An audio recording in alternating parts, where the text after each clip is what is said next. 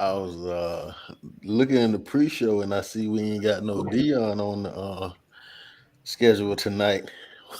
Are we fair weather friends, fans like everybody else is? Nah, we No, can do that. I We can know do we didn't though. We didn't put it on now. We We didn't even can. want to talk about Dion this week when he. Okay. I Yeah, don't and like then well, and then it ain't nothing nice to say. That's for damn sure. I yeah, don't no, like that being I'm way after just two saying. o'clock. Are we worse than the bandwagons that jumped off on the first loss? I don't like being I, held up. I The don't fact think we are, man. I think we just disappointed, man. God We Almighty. didn't put it I on the watch the game. schedule for tonight. We didn't put it on the schedule for tonight. Are we ducking that? Nah, No, I just nobody said we ducking can smoke. do it, young blood.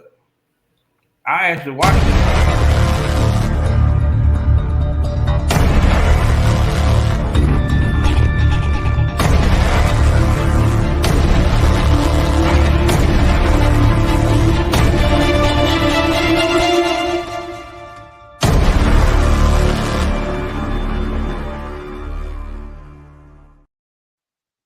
Hey, it's me, and then it is we. Hey, this the whole. Can't tell you what it is, but anyway, listen. Start the beginning of the show. Welcome to the Black Super Friends podcast. Do not, do not hold it against me. Sometime we're going live, and this is not an easy job. All right. It was a heck of a weekend full of losses that I will not take pleasure in. From college to professional, there will be some grieving. There will be some frustrating people on this panel, but it's live TV and it's honest. And that's one thing I take pride in as serving as host of tonight's show. We're going to talk about bad dates, Cheesecake, Jada, Dion, black cards. So let me get right into it. I'm going to go to the man who is not angry yet. His team is on Monday Night Football right now. And he could have said, let me skip a show and watch this in peace. But he's courageously stepped up and said, I want to see what's going to happen tonight. And personally, who they're playing is not a physical team, so I don't think they should have any problems tonight. But that's just my opinion as a man with no professional team to root for anymore. So, Super Mario Sr., the last Cowboy standing. I must say that one of the best decisions that you ever made in your life is to never have a team. I've been trying to detach from these guys for about 5 years, 6 years now, but the loyalness into me just won't let me do it. I don't know if it's that or just being hard headed, but either way, I'm here instead of watching them. Because as you know, last week I denounced any kind of emotion I would be spewing towards the Cowboys as long as Jerry Wayne Jones is the owner and manager. So go Cowboys, and the same thing that Kittles told the Cowboys to Jerry. Welcome to the show. All right. Next, I'm going to go to the man who had a win this weekend after 50 years. It seems like the curse of the Haitians have been lifted, and the Miami Dolphins are winning some games this year. Tonight, I will address the winner, LL Cool J. Yes, greetings from the winning side. Listen, I don't get to do this much, but when we doing it, we doing it. I said it at the beginning of the season. I just, any given Sunday at a time, I'm just taking them one at a time. Saturdays are pretty nice too with my FSU crew, so it's a nice year. It's almost like the Bible says, was it first will be last, last will be first? Because Mm. I was a winner for a long time, and now you get to experience winning. For Hey first. man, the great trick daddy said niggas who was broke got rich. It's a hell of an analogy, boy. I ain't I'm mad catching at them suckers, man. Listen, man, I don't even bet, but boy, listen, I got that because I'm betting with the Dolphins. Amen. And he said that 20 years ago, and it's finally coming true. Hey, listen, sometimes you gotta just wait. God's timing is his timing. That's what she said. Hey, next I'm going to the man who cost a lot of people money this weekend. Not him personally, but the team that he projected to go to the NFL Super Bowl took a loss. But on any given Sunday, that can occur, and they will surely rebound if Chris Montana has anything to say about it. Chris, how are you? And welcome to the show. Thanks for having me. I'm Chris Montana today, the greatest quarterback ever. Um, Yeah. oh, greatest. Uh, look, this weekend was tough. It was real tough. We didn't expect to lose to the Browns. Johnny Manziel, we didn't expect that, but at the same time, we had some questionable losses last year. This is We're talking about 11-5 team last year who lost to the Falcons. So we had some hiccups last year. So it's good to know that maybe we can get back in the lab. The Purdy train is over. Maybe we come down to reality on that, and then try to get him to start to improve as a quarterback and grow as a quarterback. It's hard to grow when everybody's telling you that you're good, your stats is you haven't lost a game. This is what proves when you're really a good quarterback. It's what you do after you get knocked off your horse. You get back on it and you keep on riding. So I look forward to seeing them guys get back into the film room, correct some of the things that they got wrong, because I didn't think that team was more physical. I didn't think that team had better defense, offense, or anything like that. I did not. I would like to hear how you guys analyze that game, because I was kind of blown away with it. But yeah, I still got 49ers and Dolphins in the Super Bowl. I like what I seen with the Dolphins. I think we're not paying attention to that, to the energy that young coach is bringing into the organization. Man, he's a stylish coach. He's making headlines about wearing what's it Off called, white. all white Air Force Ones on the sidelines. And normally that doesn't mean anything, but with today's coach and today's young athletes, that resonates. And it's exciting what I see down there. I'm not a fan, but I like the energy. Listen, Facts. Did he listen. remind you of a young Spo? Yeah, exactly. They be trying to use. See, hey, listen, Listen, don't be man, I'm trying to just steal telling my you. brilliant thoughts. Listen, No, man, I'm one telling you, thing I man. do say, a lot of old coaches have held the NFL and the NBA in the position.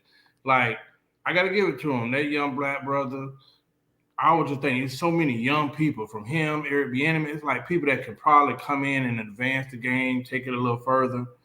And I think I applaud him for that. So when I see him, first off, you got to give credit to Cheetah, because Mm. when you got a superstar like that, it changed the way you cover everybody else. So salute to him in Miami. They look exciting for once in their life.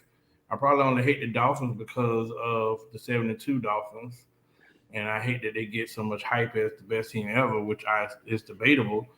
But Highly Numbers debatable. lie. Listen, numbers lie. Numbers do not lie. 12 Men games. lie, women do, but numbers 12 don't. games. yeah, y'all say that to the child support. Does that not apply to child support court? Yeah, but That's subjective. yeah. So yeah, I gotta give it to them, man. They do look good. Much as I like Cincinnati. I think Cincinnati gonna be that dark horse for whatever reason. We watched a few games this weekend that were full of disappointment. Seeing the Eagles, it just seemed like Hurt didn't have no legs yesterday. I don't know if he got jiggy all day or something, but Mm, those losses were like, I wow. know a lot of people thought they had won their pool, but so, and then you got to highlight Dion. I said at 2 a.m.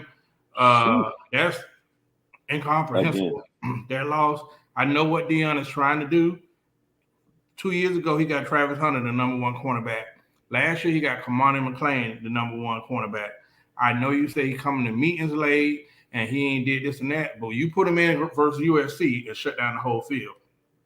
Yesterday, I think you should have found somewhere to put this man in the game, because that receiver, for one, Travis Hunter was gassed to death, tired, playing both sides of the ball. But in the second half, Chris, that dude caught 13 passes for 294 yards and Mm, three touchdowns. Anybody else, we will talk about they need to be fired. Just my thoughts. Yeah, mm, I mean, you're not going to be able to believe your way out of this one. You're not going to be able to speech your way out of this one. You're not going to be able to we come in your way out of this one, or it's personal your way out of this one. This one is going to have to be coached out of, and the players going to have to play their way out of this. This is a tough, embarrassing loss to be up 29 zip at halftime and not be able to hold on to that game. that is a tough loss. That is way more embarrassing than the Oregon loss. And we're gonna have to get back in the drawing board. I don't know. I'm just glad we had the nuts to even bring it up. I think I think he's part of the problem. He don't understand. Those kids are making money now. There ain't no struggling athletes over there. Before that game, they were passing out chains in the locker room. Y'all didn't see that? I don't know what juror came in. A juror was coming in passing out chains to these kids before the game. So these kids not professionals. So now you mad and you question their passion for the game. Bro, these kids they making nobody on that team doesn't have an NIL deal. They ain't starving. So you take a 19, 20-year-old kid who getting all his attention, got a little money, boy, they camming all day up there, going to dinner. They living rapper life. LL Cool J. Brother, it was disheartening, man. But it is what it is. It was a game. They lost a huge lead. They got into the realms of some notables with that deficit that they did. And man, regardless of everything, that last catch, that touchdown, God, he played good defense, but that was a better catch. He was right there. He didn't turn that head around, but he was right where he needed to be. And that's the way the cookie crumble when you ain't focused, I guess. But man, that was disheartening. Super Mario Senior. Give me your It's 1,000% Deion fault. 1,000. 0.1,000%. It's nobody's fault but Deion because of the simple fact of we understand who Travis Hunter is, but you got to protect him and his brand too. So you set him up to be exposed because you knew he wasn't ready to do that. That's an elite. It's already hard to play both ways, even if you play both snaps. But to have somebody coming off a a season injury that could have ended him, most players would have just not even came back until like maybe 4 more games. And then have him play both ways with a person, and you see that he can't handle it because after the first 100 yards, he don't have to go get almost 300. So at some point, you got to say, "Hey, coach, the same DBs that's been doing good the last week, he gonna have to try his help, and we'll put Travis in situational possessions. But to have him go both ways like that, to me, not only did you hang your hat on him, but you let the rest of the guys down because as we've seen since Travis has been out, Deion cornerback's not that bad. Like you could have put one of them other young boys in there who have been standing up and then let them do that and let Travis get off on the offensive side or vice versa. The wide receivers when Travis was gone, not that bad. Let them play. You know what I'm saying? So I just feel like Chris said, you have to coach yourself because you have the imprint of the game. You got to control that. Call a timeout, get your coaches in line, but that's on Deion. Can I say one thing that I seen for him to have that all-star cast there? I don't care who you are. I don't care if you're Bill Belichick. Most people go into a game with different schemes. Hey, we're going to run cover 2. That don't work. Hey, we're going to go 4-3. That don't work. Like you have to. I have seen him low in that same game not change. No matter what. I've seen 3 games where they have the same cover. Like you ain't got nothing else to try. You don't never play nickel. You yeah, bro, you got beat for that. And in the last play, he said he got to question their heart. What's kind of a little frustrated? He just threw that damn interception up. That was a bad play. In the second overtime, when the son threw the interception, you can look in his eye like he was just tired. They didn't have an answer. And, and I think Deion got to recognize as a coach to step up out of player mode sometimes. Like as a coach, sometimes you got to save players from themselves. I know Travis thinks he can do it the whole game. I know he believes in it. I know you believe in Travis, Deion. You see yourself in him. But as a coach, you got to say, this, you can't do it right now. Even if I lose, I can't. I'd rather not win with you doing that. It just can't happen. And I think sometimes Deion get wrapped up because he sees so much of himself in Travis and just a player, just being a player. Me and Ronnie Felder had a disagreement last night about this. I said, I know what you're trying to do, but Kamani McLean is he's late for meetings. You say he don't do X, Y, Z, and you're trying to make an example of him. But for a team this year, Chris, you tell me that you wouldn't find a way to plug him in. Maybe that's something that kid's struggling with. So you're not gonna play him? No. You come to meetings on time. You do what we tell you to do. We're here. This is not just about football. It's about learning how to be a responsible man, a person that's dependable, a person that comes to work on time and shows up. This is how we do this over here. And if leadership is shaky lacking. like that for one player, then other players are going to want the same kind of treatment, even if they're not as talented as that player. So you have to stick to your program. And not to mention, that's what Dion not to beat this, but that's what Dion held his flag on. That I'm a purpose-driven coach. I'm raising men over here. And even if they never play football again, I want them to be responsible, productive men. And what Chris has said is so true. Like, I can't let you think that you can be better than any system, especially as a black man. That's dangerous. Yep. All Coach right. Chris for the win.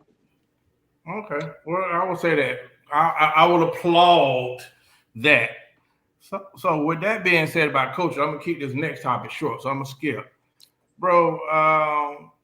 A lot of us, we got a lot of people out here. We listen. I got some cousins through my brother's side. They got kids. Some of them got 16, 18. You seen the video of the dude? He got what 23 43. kids, 43 kids. You know 43. what I mean?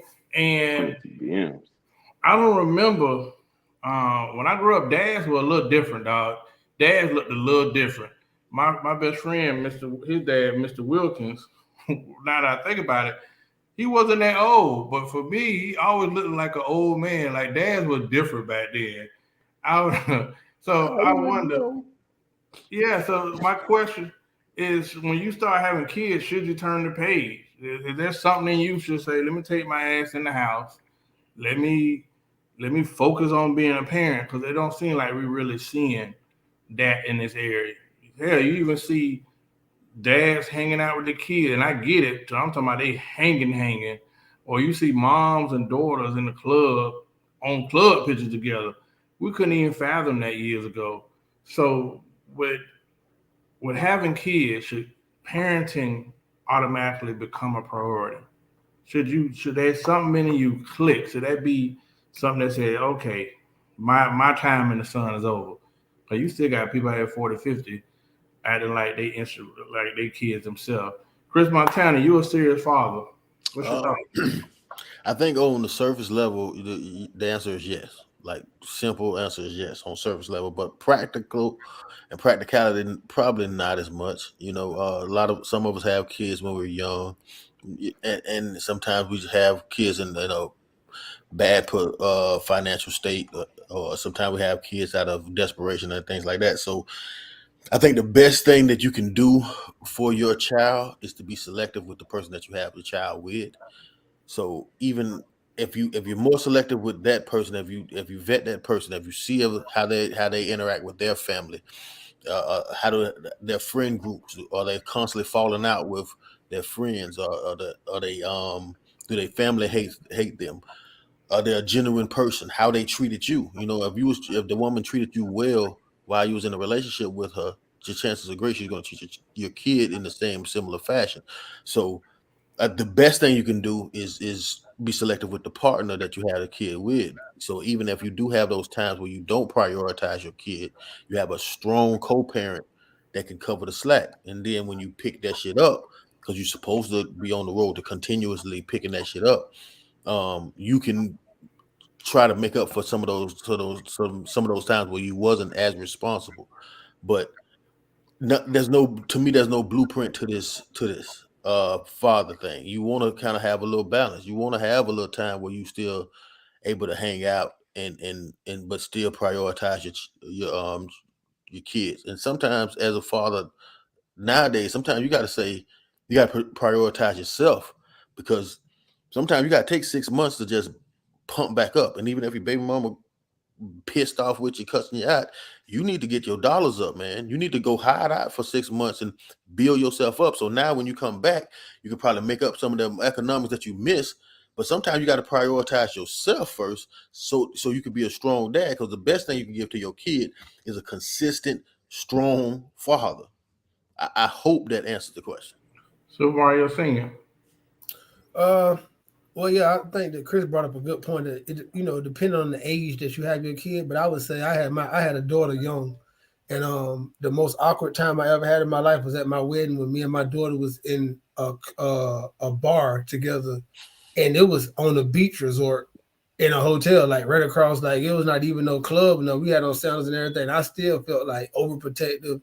I wanted her to sit her ass down so well. I didn't want her nobody looking at her like. So I couldn't do it personally. I don't want to party with my kids. I'm old fashioned.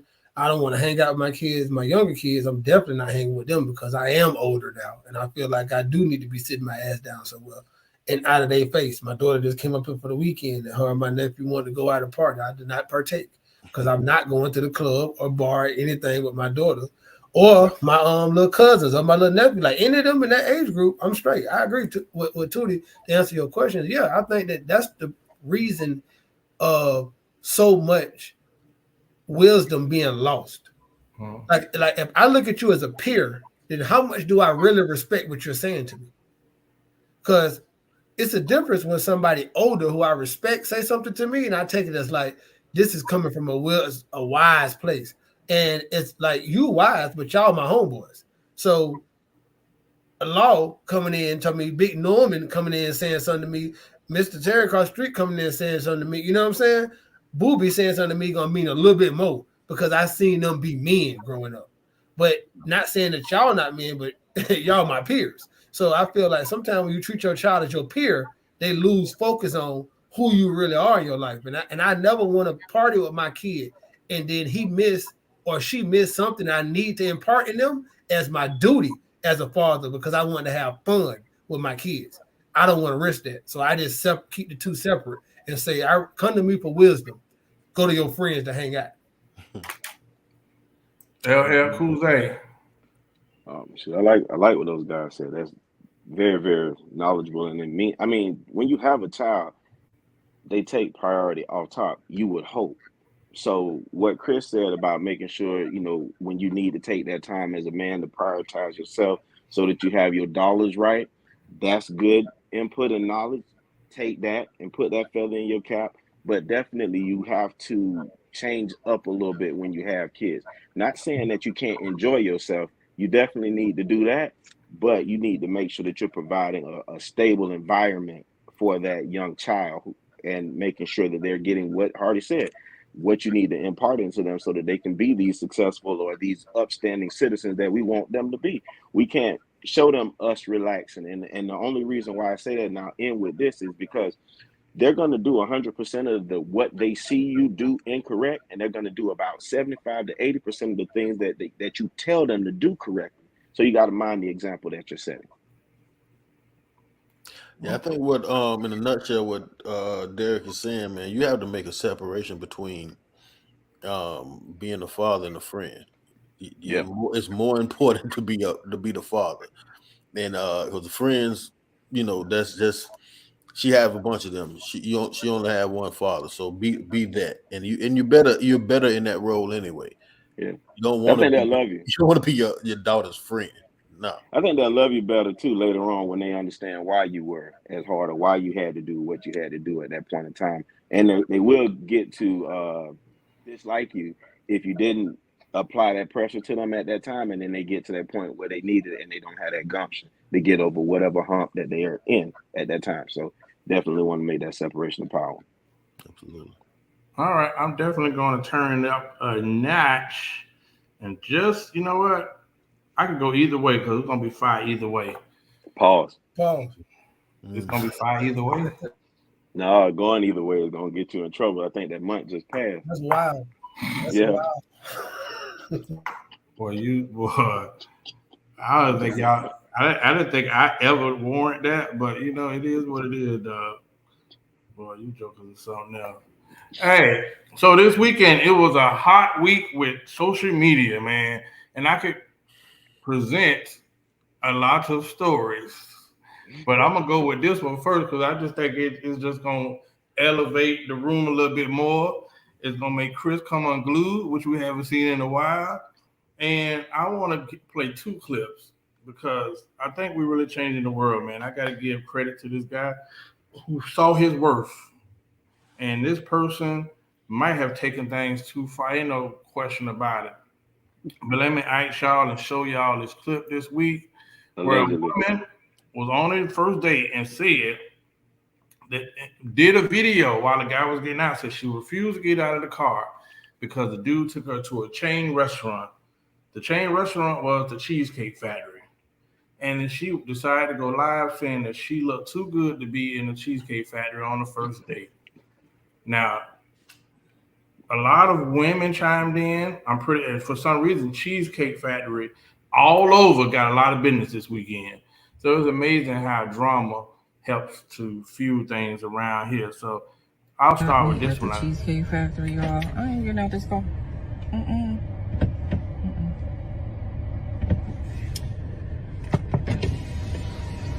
Yes. Would you want me to open the door for you? Look. Are you're recording me? Yeah. Yeah. This is the Cheesecake Factory. This is the Cheesecake Factory, y'all. What's the problem with that? This is a chain restaurant. Who takes someone that looks like this to a chain restaurant? You want to talk about it? I'm fine with talking about it, even in front of them. Oh yeah, I want to talk about it. Yeah, come on, get up on in the car. Yeah, we're gonna talk about it. Well, listen. Black Twitter is savage. Oh, the comments was vicious. So I don't know if she really thought it out. Because men and women together dragged that sister like it was nobody's business. And I don't even know what to say to it. I will say the story ended on a good note. But Date Doctor, what's your thoughts on that?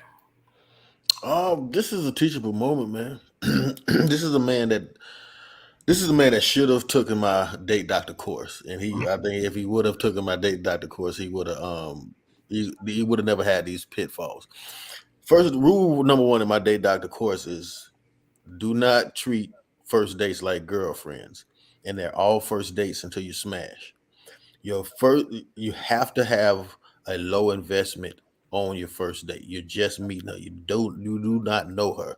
Now, depending on your economic status, those first dates might be a little bit more, but at the end of the day, you should try to keep it as standard as possible when it comes to first dates. Another thing that I say something against is on first dates, punctuality. You shouldn't be waiting. I suggest you don't pick her up, because just in case the date go bad, you guys can take your separate ways. You don't have to waste gas taking her to her house, because remember, I suggest you set dates closer to your place. So that was a bad thing. Him waiting an hour, a whole entire hour for her to come down. I say you give a woman 5 minutes. If she's not there in 5 minutes, then you need to be when she gets there, she needs to be calling you, asking if you will come back, if you will turn around. Now, again, if the woman is apologetic and telling you, "Hey, this is what's going on," that's another thing. Things happen, but when she doesn't even care about respecting your time, then she doesn't deserve your economics at all. What else? But I don't think this was a sneak attack. I think that this woman was like this in the initial state, and I think that he bypassed that. And the reason why I think that she was like this is because if you look at the video, he initially wanted to take her to a very expensive restaurant. Because he waited an hour in the car is the reason why he didn't. So he already planned to take her to an expensive restaurant, which leads me to believe that she was already kind of giving off these vibes, even on through via text or first conversation. So this is a woman that this is a time where you gotta have a expectation for yourself. You gotta have a code, a standard that you live by, in a way that you expect to be treated no matter what, especially by a perfect stranger that you don't know a motherfucking thing. And no, ma'am, you are not that damn fine that you can't go to the Cheesecake Factory. All right, before I go to the rest of the crew, let's show the happy ending. Tell it's not gonna be there. And maybe we're not right for each other. So respectfully, I'm gonna just drop you off at home. Oh no, he didn't. Yeah, I'm up. So you just want to call it a night? I mean, Yeah. isn't there some kind of compromise or something? Ladies, can you believe this? I'm sorry, y'all. He just pulled But out of the parking space. if I don't feel Can you respected, see? I am not gonna go through with the rest of the day. Well, I mean, you are serious. I would have lost my mind if that woman locked my goddamn car door. I would have lost my motherfucking mind if I would have got out of my car and she would have locked my goddamn car door, and then I gotta ask her to get back in my goddamn car. Boy, I would have lost my motherfucking mind, boy. Playing with I me. will say this, Chris. You did say that was a teachable moment. And that last piece, man, if that didn't teach y'all something, I don't know what else did. I think it was the great Boosie that said she tried to sell the coochie and the coochie got robbed. Man, however, that's for another episode. Either way it go, that man stood on business. He stood on his principles. He said his non-negotiables, man, and he did not waver on that. Young men out here dating, don't waver on that, man. Whatever you said you ain't gonna do, don't do it. Just don't do it. I am with you though, Chris, where I think that the wonderful Chime would have chimed in and said mid, but I would have called it regular. Okay? She tripping this face, man. She lost her damn mind. But I did say this before. He's way better than me. Because my dating strategy, 2 for 20s, first and foremost. I'm sorry, I'm from the old school. We used to get love for the dub. I'm 2 for 20, and I'm gonna see how we work it out. I'm just trying to say. And we're gonna climb the ladder gradually. But all of that, man, God bless Booby. He said, don't you take him to Ruth Chris on the first date. Because you can only go up from there. And it ain't too much more up. You can go from Ruth Chris. I take that back. There's Poppy State now, but listen, man. I was watching that clip. I loved every bit of it. Listen, even when she got brazen and started saying, and that's some police ass shit. I'm sorry, Chris. Why is you on live on our business? Serious right now? That's what the world turned into. That's why the dating pool got depleted. They talking about in it, man. Y'all lost y'all mind. Anyway, I think she got her just desserts. Case closed. I don't want to hear that foolishness stuff because she is not becoming. But that's just me. Well, first off, I gotta give credit to Xavier, who was the king of the 2 for 20 dates. Chili's was Xavier's spot. 2 for 20, all the chips you want, free soda, and that's they listen because they want to. It's all about the time. So shout out to Zay, he was legendary for that. But you were the baby back. King. Devoted. You on the fire. Hey. I'm sorry, dog. I'm sorry. So let me ask you, the whole thing I think was distasteful, and what makes dudes like how you know that dude wanted to be put on live TV or put on the internet like that. You know what I mean? Like I just thought that's tacky. I don't know why people aren't more private. I don't even know if she intended this whole time to go viral because this man didn't ask for that. And now this man, listen, if that was one of us, oh my God, boy, that group chat call, oh, it would have been tragic. Chris would have been cussing, and at some point we're gonna get off the phone laughing. But I think that's what's wrong with a lot of this social media dating, like the attention. You went on a date that should have been private, you videoed it, and then you were condescending to a guy that's going to take you out to dinner. I just felt like that was disrespectful. And that's how you want attention, then that's awful. And I hope that she gets blacklisted because somebody else gonna recognize her. And shout out to Akbar. You deserve better, Akbar. Bro, an old school Revere dude, she would have walked. Down with old dude, she gotta walk. Because she would have had to learn that day. But they're a little softer now, so he took her back home. And shout out call her Uber. Wait a minute. Shout out to Miss Ratliff. He came out the winner. So many ladies in the comments wanted his attitude. So, bro, you got to shout out. That's a win for him. It is. I know a lot of cheesecake killers in our comments. So, cheesecake ain't no. You go during happy hour, you get the little crab dip and all that.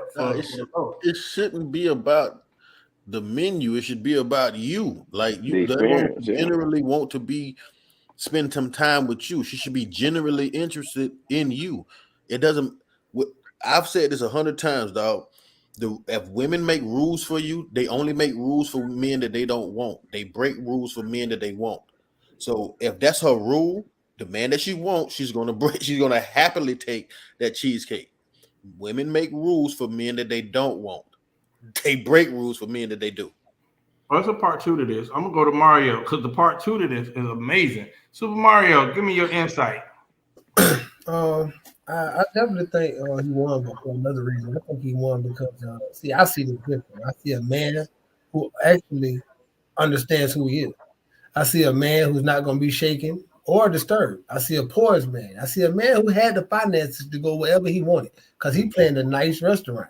He was already winning. He was winning when he stepped in the car. He probably has a couple more women he can just take out and do whatever he wants. And once again, he had the leverage anyway because they look pretty old, both of them. So she's at I want to be married stage in life, and he's at I'm the asker stage in life. So he was winning before she said, I'll go on a date with you. He's going to continue to win because there's going to be a lot of women out there who's not going to be as foolish as her. But that's all I got to say about that. And I think that's a great perspective, dog. At some point, we have to understand that, oh, well, it doesn't even matter why she recorded you. It doesn't matter why she was saying that.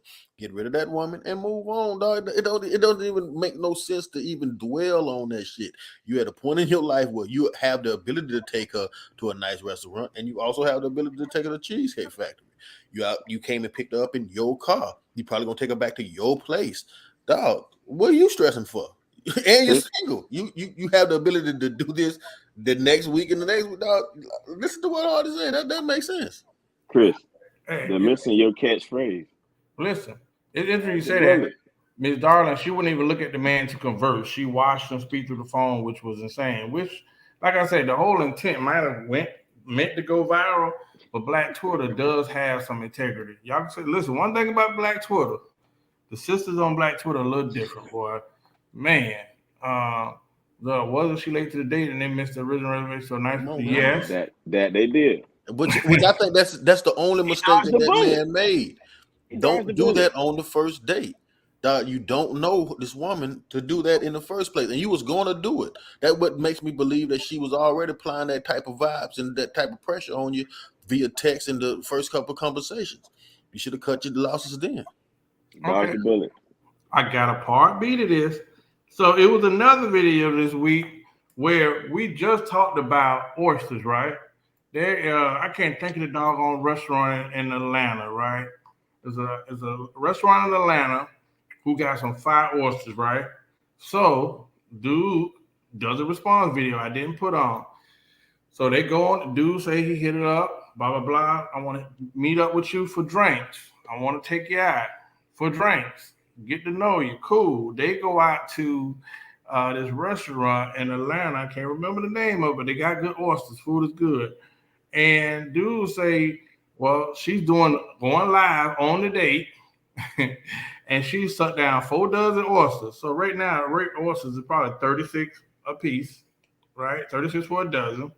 And she didn't have 2 drinks. So dude said he at the table trying to holler at her. And the whole time, she's in there burping on live, talking to everybody. Dog pulled I ain't gonna call her name. Dog pulled a Geronimo. Said, I'll be right back. Took off. She takes him alive. Oh, this man trash. She just left me at the table.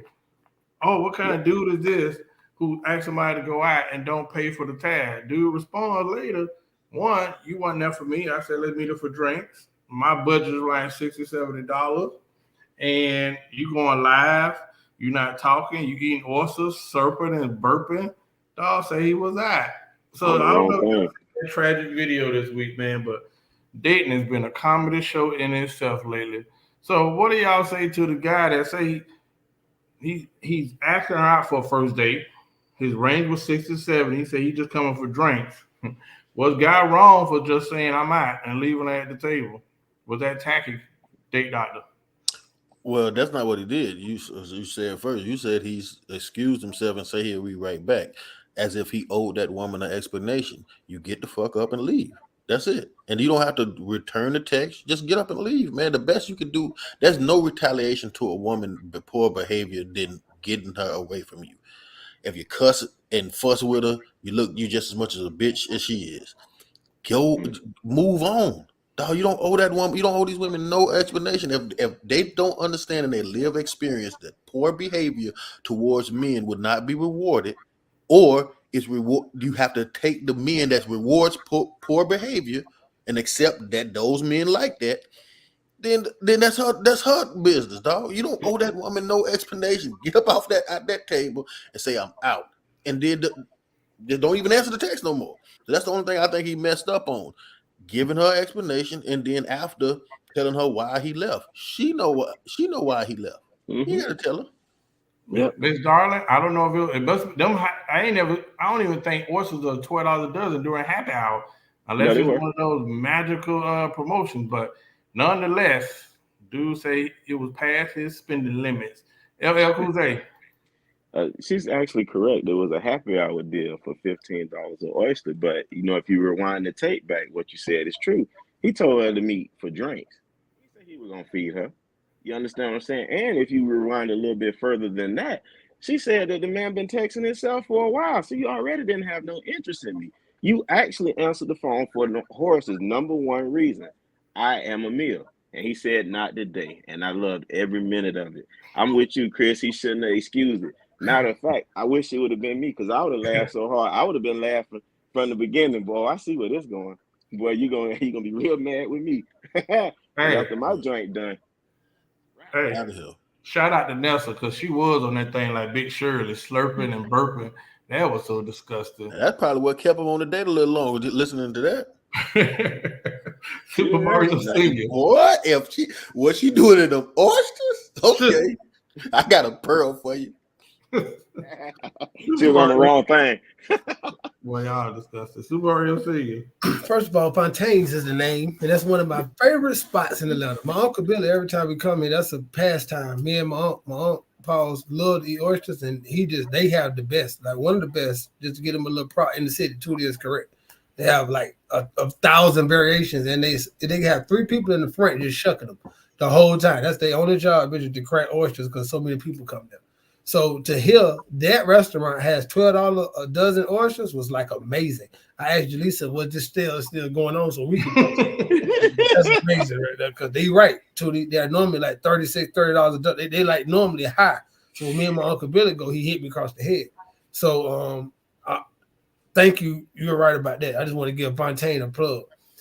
Another thing about Fontaine, the way where they said it is the back area, right? You walk in, shucker in the front, bathroom right there, and then you go through a long little area with tables, and then in the back is the area where everybody go. It's like outside the tenant area. It's like ambiance in the cold. They have the heaters.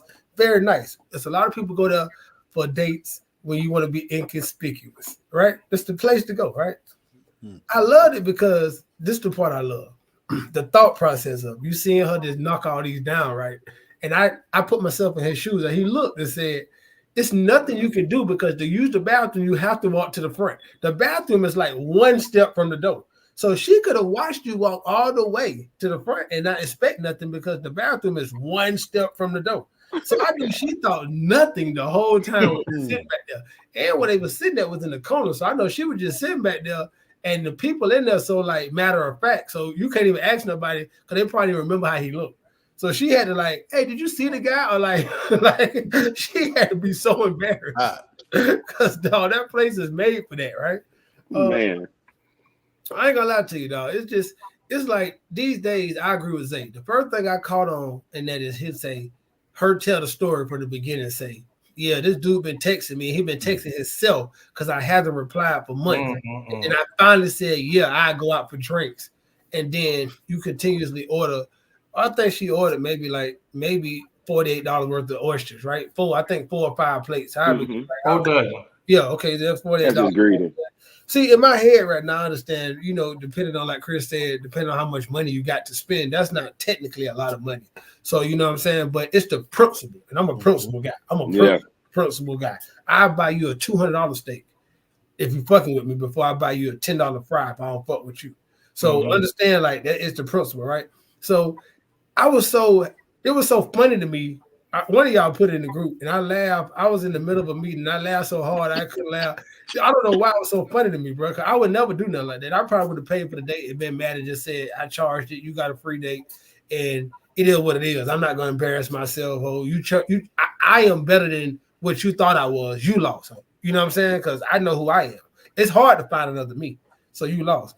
But I was so happy he did that, dog. That it just made my day for the rest of the day when I seen it, dog. Because I actually know the place and it was so funny. So kudos to whatever brother that is, man. And thank you for putting me up on the $20 special. Yeah, you know what? Shout out. Listen, first of all, in New Orleans last week, I don't eat oysters like that, but I'd be god dogged if I didn't eat oyster marrows where they had to put they cook them a little bit, Shark grill with the little crab dressing on the top. Bro, you can suck down 36 easily. I can't. The devil is a lie. Get out of hand. Stop your assholes, man. Listen. Oh, you got a butthole, man.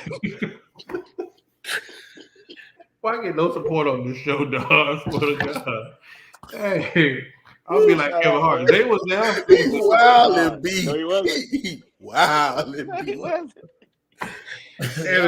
Get your man's beat. For the record, our host is a wild boy. Wild boy. Listen, man, whatever. So, Doug say Lilo's and Late Work got the dozen for 15 during happy hour, just in case you don't know. Yeah, and I'm ashamed that two people who always claim to know all the places never took me to such a establishment, dog. Yeah, the two guys adjacent to each other right here never took me to such an establishment. Man, I need to go there next time I'm home. Time out. Flag on the plate. So it was 15 a tray, and she got a meal after that. Oh, the audacity is on the all-time high. He ducked the bullet, boy, because you can't feed that woman on a regular. That is crazy. Whoa. Shelly. Listen, let me call your pastor right now. Yeah. Yeah, Bird, let me tell you one thing. Let me tell you one thing on this goddamn. Horace has never, ever taken no blue pill. I am not on the circuit yet, okay? Listen, God has blessed me to have 3 legs and there's some stability. But I agree with Chris. Not there yet. She better got me once I seen her knocking them oysters back, me thinking in my head, like, go do your thing. Go. Vanessa's right. What serves me right is, I think what threw him over the top was when she ordered that food afterward. Yeah. I think he was okay with the oysters, like, you drinking oysters. I know what we finna do. Yeah. You like, oh, you tried me. Then she ordered that meal, like, oh, you what? Okay. Yeah, okay. I think you're right. That's the straw that broke the back right there. She must have been hot boxing in the car before she got there. She had to be high than a motherfucker. That's crazy, dog. And the worst part, them kind of chicks will get ready and they get home and get ready in the group chat. Oh, girl, I just tried this duck. Da. And I ain't gonna lie to you though. I ain't gonna lie to you. Those chicks, some of them chicks also come back and fuck this out of you too. They ain't never been treated out like that.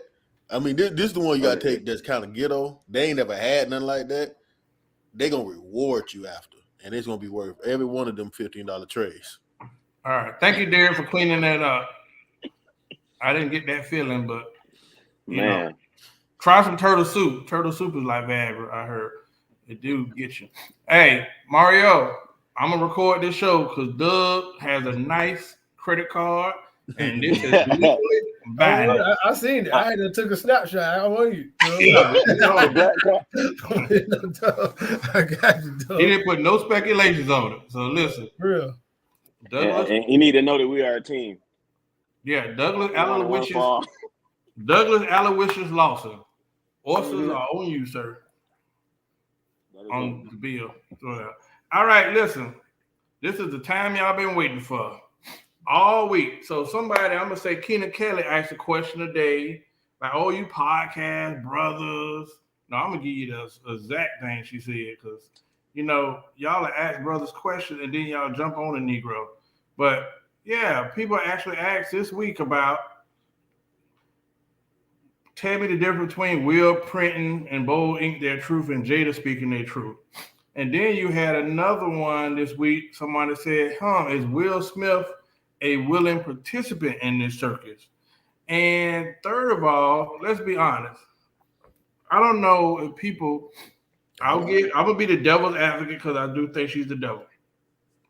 So let's say this: August Alsina, young brother, got a little of that thing and went and told on himself, right? Then you go out here and look at Will. Will has been on a lot of shows telling their business in books, but Jada Pinkett, Shakur Smith, every other has came and told us more than we wanted to know. She went on this week and said that while out of the blue, and this was before the slap, that Chris Rock called her and asked her out. He said he heard that they was divorced, so he called and asked her out. Then this week, Jada Pinkett said, what was the other thing? I can't keep up. She said a lot. She sold crack. Oh, she sold crack this week. She said that Tupac asked to marry her. Tupac asked her to marry, even though he was already married, and that thing fell apart. So I just want to ask y'all, because I've been advised by my new show consultant, Ms. Ratliff, to just ask y'all, what are y'all thoughts on Jada Pinkett Smith and her viral videos that she's dropping every day like a mixtape? Because women ask on a post our thoughts, and then I add my post, and then they attack it. So I'm like, this is why men don't really share with y'all asses, because it's almost like a setup. But ain't no way y'all gonna just keep on like she done sold crack. Tupac asked her to marry. Will don't please her. She hasn't had an orgasm. Like, come on, man. It's like we're being held hostage in this drama and say they won't divorce. We really don't care. But Super Mario, share me your thoughts. This was interesting. I see Jada's on I heard somebody say, why does Jada keep talking? Why do they keep asking her those questions? And I said, well, first of all, you got to understand she's on a book tour. The same thing Will did, she's doing. I think that Chris said something earlier in the show, and I think it got glossed over, right?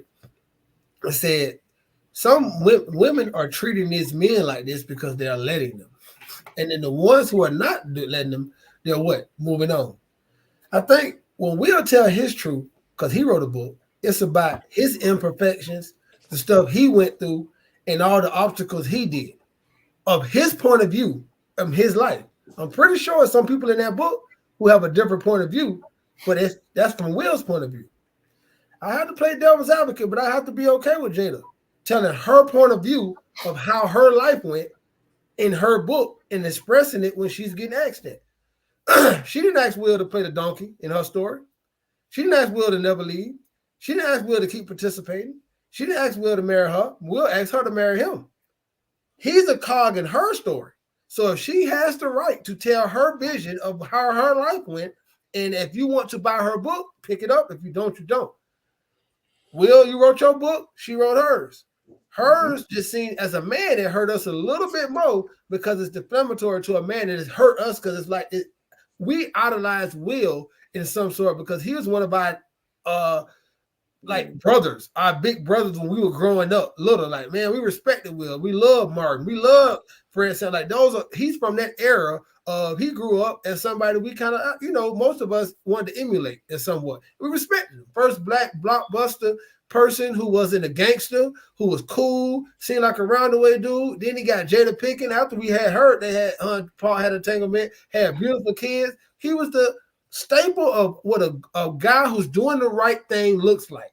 And to see him being abused, so what we call abuse mentally, is hurtful to us. But we always got to understand, it all boils down to what good brother Chris said. I'm going to leave it at this. The guys who choose to take this is no longer the woman's fault for giving it. You are man enough to stay there, that you have to be man enough to take whatever it is. And my good brother Will, I'm tired of feeling sorry for your ass. Okay. Or as he said, willing participant, and I think that is correct. It's crazy because I think we had an episode where we were talking about how black men don't leave, and women told us we were lying, and we like, no, we really know some guys that stay in there and take the shit end of the stick. Excuse my French, but for the sake of family and for what they signed up for, they are still there.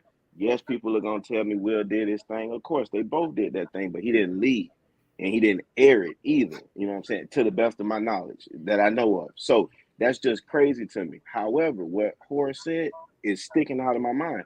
He's a willing participant because as this book came out, I thought I was watching Get Out all over again. He's happy, he's clapping and cheering, and I'm like, you know what? You done had some real powerhouse guys stand up for you. Like Stephen A, I think, laid her out about you. And that just fell to the side. That's almost like a guy that has a sister that's with a girl, that's with a guy, and she's beating him. Am I getting that right? No, a guy that has a sister and her dude is beating her. He steps in it to save her, and she goes back. We can't do nothing for you. So at this point, I am going to sit back and say my catchphrase of that's rich people business. That ain't Zay business. I ain't getting no blockbuster deal. And I wish that brother the best. Well, listen, I want to say that this is probably the best example of a broken person. It's the best example of broken people not being healed and it coming back to haunt them. What do I mean by that? We don't listen. If you look at Will and you talk about his childhood and things he was battling, we go into our manhood still having issues, father issues, mother issues, abandonment, all that stuff. This man going into Hollywood and became one of the biggest stars ever. So you got a man who can have any woman he wants. And it takes a strong brother to get to a point where he is monogamous. Hell, either two things are going to help you be monogamous. Severe love for a woman or God. So at some point, he probably got reckless and he's out here, he's Will Smith. Mm-hmm. I got Jada, but she ain't going to leave. I'm Will Smith. I'm with Jada with me. I'm not with Jada. And I think the thing that's bothering him now is two things. One, I think it's disrespectful for a woman that you're in love with. You can have any woman in the world except the woman that you're married to. Oof, woman has been in love with the dead for 20 years. She talks about him night and day. And the thing that bothers me is, a good question is, what's her identity when it's not related to Tupac? It's been 2 decades, and this woman still talks about Tupac like this man didn't have a wife, like this man didn't have a family. And I don't recall Tupac talking about her in the same sense. But this is debatable. I think the reason that Will not leave Jada is not because of love, but because of rejection. Because of rejection. Hey, I don't have a lot in this world, but this is the one thing that's been consistent. Whether it's shitty or not, I have an attachment there. Whether it's unhealthy or not, there's an attachment there. The one woman that I want, I can't win over, and I've never failed.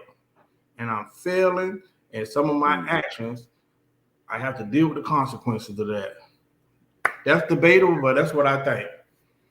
One thing you left out too, Horace, is the disrespect of that video with his daughter. I'm a father. I could not stomach my daughter outcry on the internet for a dead guy to come back so that her and her mother can be happy again. What? And that's a lot. And I was, and as you talked about why he was staying, I thought maybe he didn't want to part ways with the money because back in them days, I know he didn't do a prenup when he got married with her. So that would be splitting of everything, assets, like Mario always talk about. So I thought that, but then you have guys that love a woman so much that they'll give that to them. So that ain't even it. So that unhealthy attachment thing that you said is an eye opener. I never thought to look at it that way. So that man, she don't want me. She don't want me. I want this. She don't want me. Just like that viral video with him in the Fresh Prince. Why he don't want me? Right, well, my dad. I don't know who did it worse. Same analogy. Chris, Montana. You guys know what the Stockholm Syndrome is? I know Stockholm Syndrome is when an abuser forms a emotional bond with his abuser. And I think that's what you're seeing here. That it can turn into their figment of their thought of love too. And I think that's what it is. Like he has Stockholm Syndrome. He he generally loves that woman, but sometimes he gets an emotional he gets something emotional from it, from chasing her validation. And if you read his book, which I did, it's in there. He has a need to seek validation from people, and I think that's what's going on, man. He's like a 90s R&B guy, you know what I'm saying? He's one of those guys that happy wife, happy life.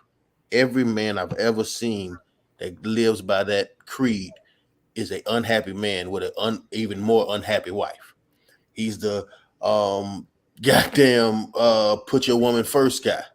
If you put if you put your woman first, you're going to be absolutely last in her life. That's after God, her kids, her family, her mom, her job, her schooling. You're going to be absolutely last because you can't. Since you prioritize her in that kind of capacity, you spend all your time trying to put her first instead of recognizing whether you're being put first. So you can't do that. Will is just. I don't know. I think that, but I'm almost to the point where I believe that he gets something from it, and if he's happy with it, then who am I to bother that man? That man don't want. If that man don't want to leave that woman, who am I to bother her? She's not terrorizing no one else. That's his wife. You know what I'm saying? Well, our timeline. Yeah. She terrorized The only problem I have is when people conflate this notion as if Will was something totally opposite from Tupac, as if she picked a polar opposite man. I don't think that's historically correct, because when Jada met Tupac, he was in the School of the Arts. You've seen videos of him speaking actual proper, and when he almost have female mannerism when he was talking about how he treated women nicely and they didn't treat him well. That's when she fell in love with him. When he was like that, that's when they was together. He was more Will than he was Tupac at that time, and that's why I think it was easy for her to pick Will, because she liked that. She loved that type of man, that moldable, malleable type of man. And I mean, if they're happy, then who am I to judge them? I'm whatever. Well, first off, you right, Chris. Tupac behind closed doors was not that person that you seen on screen. Second of all, a lot of dudes stay in relationships because they visually and mentally can't handle the image and the reality of somebody else on top of their old lady beating into the mattress. So that's one thing. But so do we ignore? Listen, I'm gonna give credit to my new executive producer on the side, Doug Lawson, tonight. Jada has an estimated net worth of $50 million. Will is said to have at least $350 million. They secretly separated in 2016. So are we not to think money, like they don't have a prenup?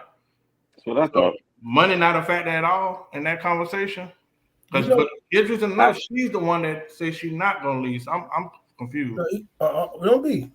A couple shows ago, we said, Chris said, why is marriage a real thing? Because it seemed like divorce is the new marriage. And I said, and we just were saying, people don't value their value.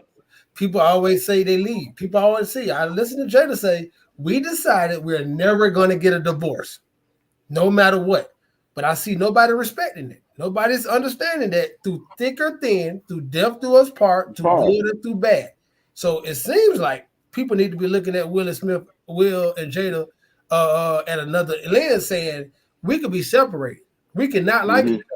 We could be in the worst space in our life, but we vowed to be married forever, and we're gonna be forever. So, but I think nobody gives that any credit. It is looked as a marker. But I'm saying I had to look at that when I was looking at this today. I was like, damn, I heard her say, we said we're never getting divorced, no matter what. We could be separated. And I said, well, damn, I gotta respect that. Oh shit. That's what marriage is. Right. That's exactly what it is. Right. And if you're not thinking of that going in, then it's not marriage. That's like when I was saying before, like you can't have what Jesus put. You can't put what Jesus got up against what Denzel Washington got and say, oh, both of these are the same. But I'm saying, I think that nobody. I think it's an injustice to not give that the credence of what it is. no matter how it looks, this is at worst. So when you going into marriage, you could end up like Denzel, or you could end up like Jada and Will. But it still should be to death do you part. That's what I'm saying. Like that's the worst. And we seen the good. Denzel, that's a good work. You know what I'm saying? So I think the people who get married need to understand that this is what worse looks like. It could look like. So when you say I do, you better make sure you do. Two things now, Harder. I just said that. I said Will is showing an example of what he committed to in the beginning. But then I think J. Cole might need to recant because he stopped saying that Jada and Will tight love. And actually, I think that's what this generation needs to hear more of, because they're more along the lines of how their relationships are going. Maybe they running that track. I don't know, whoever. But I'm just saying, what do I know? I just be looking at internet. Hey, you're going to be married next year. I could be. Anything possible. I'll invite y'all to the what they call it afterwards. I don't want to say repass because Chris said that's the death of a player when you get married, but the shindig, the barbecue. Well, all you got to do is keep on saying one day could be, and they'll keep on hanging in there. That what happened for the rest of their life. For the rest of their life, and I love it. You know why? I want to go to sleep. You know why I love that, Chris? Right there, just tickled me. I just said it again, Chris. Say it one more time. Hey, you just gotta keep on giving them hope dealing words. I want to one day when the time is right. When I find the right person. And the women who stay be the ones who got so much advice, know all the answers, gonna tell everybody how to get married, what they shouldn't do in their marriage, but they still on a wishing a prayer. I know one day if I could just do. If he said, oh, I love it, Chris. I love it. I love it to my soul. I love it. I love it. I love it. I feel, I love it when no women talk shit and stay in relationships for 10 years and don't get a ring. Oh, I love it. Go ahead. I'm sorry. Listen, it's interesting because I'm not going to go all the way out that way today, but one day we're going to have that conversation. I had a random thought. That's why I asked you that question today about marriage. And I said, damn, I don't want to act like Jack said Charlie, but I know a couple. I do. I know a couple people going through divorces, right? And where the dude just cheated his ass off. And in my mind, from what I do know and from the outside, I'm like, damn, the motherfucker got a super duper chick. Like, and nigga just no. That's why I said that was my random question today. Is it about respect? Lack of value. So I know that's a whole nother show, but man, boy, you got some dudes who have the chick everybody want. I mean, she's a decent chick one night. She's sticking there with the worst motherfucker. Well, until Jada started talking, everybody wanted her. So don't always look on the outside. 100%. Damn, that's a good goddamn point. Because somebody said something today, and she called me a lie. I said I never was a Jada fan. Y'all like that personality on Different World and some movies, but it ain't never like she was gonna be on King Magazine. That just wasn't her thing. She ain't never been that fine. But hey, let's break it down a notch. I had Chris cursing earlier. Chris, tell me something fun before I leave. What food is gonna cost you your black card if it came into question? Cleaned chicken. God damn it. I'm gonna bring it up again. Cleaned chicken. I don't clean my chicken and they want to take my goddamn black card for it, and I don't believe it because y'all all goddamn hypocrites. You sit here and call me, want to take my black card for not putting lemon in washing my chicken, but you don't do that at KFC. You don't require that at Bojangles. You don't require that at Bud's Chicken. You don't require it at Polo Tropical or any other of these restaurants that you go to. You'll never see them cleaning chicken. And through further research, that is an island thing, and it's more about enhancing the flavor than actually cleaning the chicken. So you can keep your goddamn black card because it got an annual fee on it. The interest rate is high as a motherfucker. Not only that, I don't get no points on the card, so you can keep your black card. I don't want it, and I don't have to wash my damn chicken. Because I don't know what bacteria in the world that can survive 200-degree grease that a goddamn lemon gonna kill. No, I don't want to hear that. So you telling the world you don't wash your meat? Yeah, pretty much. That's all I heard. Chris don't wash his I meat, have y'all. concubine to do it. They love washing the royal penis.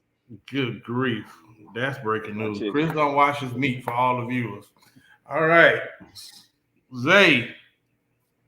My brother can keep his chicken, but I'm definitely telling you some clean island chicken if that's what he said, because I guess we products of our environment. So my ceiling, I saw the lime and the washing of the chicken first, but some good washed lime down and lemon chicken. Woo! Tastes really good, but but you don't require that at KFC. You ain't Man, never seen a lemon at KFC in your life, just, and you love you a 2-piece in a biscuit. Love it. yeah, you know there's a thing called the USDA that inspects food. They do not wash chicken with lime. None of them do. None of them do. You guys require that from black people, and you don't require it from the white people that you give more money to while buying chicken, but you require it from black people. And you're willing to take black cards for it when just you'll go to Pollo Tropical and not see a lemon in the whole place. You know what, Chris? The red flags was there because when I met you, you were cooking turkey necks in tomato sauce, which is an African dish. Thank you to my stepfather, Ikechi Kumubalu, where you rest in peace. Who washed this chicken? Yes, it enhances the flavor.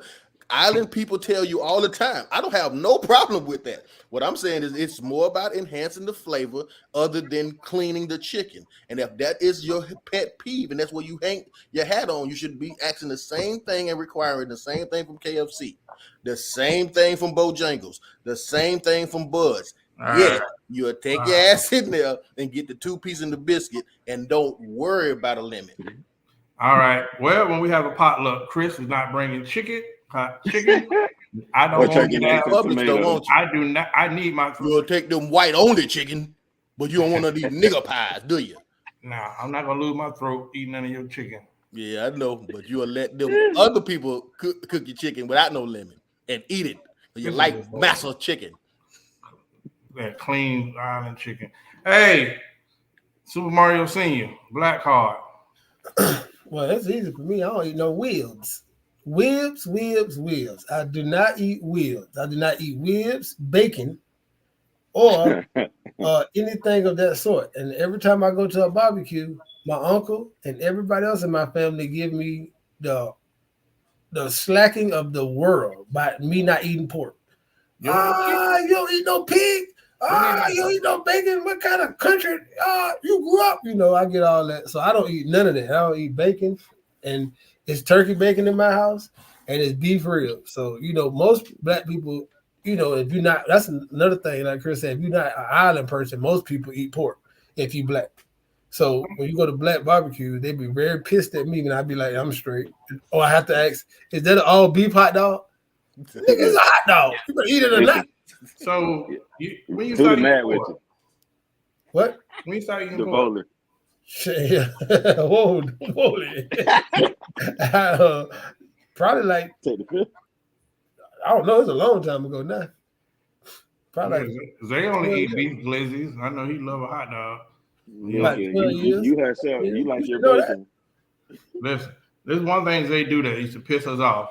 We barbecue and he come over there with those beef ribs. Man, he don't take them neck bones off our damn grill, take it up time. He got beef ribs. Boy, if you cook it right, it's a delight. Now it's not. That's the only bad thing about beef ribs. It's hard to get somebody who really know how to tenderize and cook beef ribs because it's a slow process. And most real people who say they're real people, they just cook it for fast. Big ass pterodactyl bone you eating up. Yeah. Thank you. We used to wait till all the food was done. Like, you don't get that whack shit out of here. We not eating no beef ribs. I was trying to partake with y'all. Please. No piggly wiggly. They real taste like neck bones anyway. So why barbecue? Just get some neck bones. But listen, I would lose my black card probably because I don't eat candy yams and I don't eat oxtails. I've never seen an ox in America. I don't eat oxtails and I don't eat candy yams. I just started eating cabbage. So I'm gonna lose my black. Don't play spades either. Yeah, I don't know how to play spades. Whoa. I don't want to sit at a table with 4 people arguing and slamming on table. I just find that it's just so primitive. Age. And he votes for Donald Trump. Man. Yeah. The list just goes on. It gets better. Hey, bring my nigga back pronto. Teflon. Yeah, we going down the rabbit hole. Zay, what you don't eat besides what Jamaicans ain't supposed to eat? To start with that. You definitely eat it's no pork for my fork, but y'all knew that already. Like you said, I'm the beef ribs and turkey burgers, man. Oh wow, Crystal and I play spades. What she means is, if I do play spades, I cannot pay attention to nothing else. I can't pick up the phone. I can't do no extra talking. I have to focus on the board so I can watch what other people play. If I'm distracted in any kind of way, hang that shit up. If I ever play spades, I can't do nothing else but look and watch the game. Hey, you know what's the biggest cap? The true Jamaicans don't eat box. But I know a few Jamaican friends that are box champion. They are the best box breaker downers from the legend. So I think that's cap. And most of their dances include some kind of eating of the box motion. Them rude boys. Yeah. In fact, in high school, Zay had a shirt that said "Lick 'em Zay" with the tongue on the back. Remember that shirt? Yeah. Boy. I almost talked about the drawers you had. Oh, really? Ain't nothing like brotherhood. But Zay did have a shirt where he was in the Kappa League with a little peppermint. They had a big tongue. I say, "What is that on your back?" I say, "It's time that you knew the real Zay, Ma." With the cane. Yeah, with the cane. All right, man. Listen, another show has came and gone. I screwed up in the beginning, but it is what it is. We're going to let Mario go so he can watch the Cowboys. Who knows what the score is, but he's held it together. Mario, closing comments. Hey, appreciate y'all coming, man. Appreciate y'all coming. I'll say my mom's birthday was just past weekend. So, man, happy birthday, Mom, man. I enjoyed it. My daughter was up here, man. I enjoyed everybody, man. We had an amazing time. Hey, man, I don't know if y'all, I know it's a lot of stuff. Me and Tuda been going back and forth on it and about Israel and Palestine. But don't forget about Haiti, man. Haiti and Dominican Republic is beefing right now, too. Very hard over the river that's coming in. And the Haitians is not on the good side of this. So I know that's not going to make mainstream media. But, man, I got a lot of Haitian homeboys, man. And then my dad's company do a lot of business over there. So I know some people over there who stuck into this, man. So, man, make sure, man, y'all send a prayer up for Haiti, man, and Dominican Republic. They stop this because at the end of the day, they brothers. They brothers from another island. You know what I'm saying, on the same island. So, man, we're going to send prayers out to everybody, Israel and Palestine. There's just so much death and chaos going on in the world right now. And I ain't want to pick no sides. I don't want to lead into it. Just I pray for all the innocent people that's attached to all this senseless killing. Well, I support you, Mario. Let's just say the Black Super Friends supports humanity. Yeah. Because there's a thing called anti-Semitism. And I don't agree with it, but you say anything about the Jews, tomorrow they be calling your job, writing a letter. You can't even say nothing. I think it's a punk move, but you know, they rule the world right now. My daddy told me 2 things: use a condom and don't say nothing bad about the Jews. True story. Chris Montana. I want to take this time to give a rest in peace to Michelle Seville. Today is her birthday. We just want to tell you that we miss you. We love you. And it would have been nice to see you at 43. So rest in peace. LL Cool J. Shout out to my brother adorning that. My brother Mario, can you sit up so they can see that nice piece of oh, no problem. No big deal. No big deal. I got it. I got you. No. No. I got you. No big deal. Thank you. Not losers road this week. Though, so I like it. I see you in the Super Bowl. But no, that Fire Infinity Taxes, nice piece of apparel that my brother is wearing. I love it. Showing me love. I appreciate it. I just want to take this time to let you guys know that we have a tax academy that is starting November 2nd. My company will be doing 6 weeks of teaching you how to properly prepare your taxes, educate your clients. If you want to get into that field, definitely touch bases with us. You can do so through the phone number, or you can go online. We have a website, which is Fire Tax Solutions. We also rent space. We have virtual offices, but I'll leave all that information in there so that you can read up on it. I'm going to say thank you. You could have been doing anything else, like watching the Cowboys play tonight. You listen to me and my brothers chop it up on some things, on some subjects tonight, and we appreciate you for it. Get a mug, too. Tax season is right around the corner. Make sure that you drop your information. A lot of people, times are tough, and during tax season, you can make a little spare change, learning how to do taxes and preparing them. So, shout out to Infinity Fire, Infinity Taxes and Beyond, Infinity Taxes and Beyond. So, we will give the invoice to Zay and Doug for this plug on tonight's show. But yeah, man. This has been a company that's been consistent for a long, long time, and we do support Black business. And in fact, they need to let us do a commercial for them. Oh, the jingle would be so mean. Yeah, I think this we watching over that, but they do a lot in the community, man. Yeah. A lot of philanthropical. I hope I said that right. Work. I hope I said that correct. Philanthropic, maybe. Work. Community service, man. So let's not just gloss over that. The Infinity Taxes does a lot of give back to the city a great deal. So I just wanted to say that. Yeah, shout out to Councilman Doug Lawson in the comments who participated in tonight's show. So hey, thank y'all for coming here and joining us for another episode. Catch the replay. Make sure you hit the share button. Hell, even put it in the message box. Send it to people. I'm telling you, it is a worthy watch. All right. See you next week. Same bad channel. Yada, yada, yada. Peace.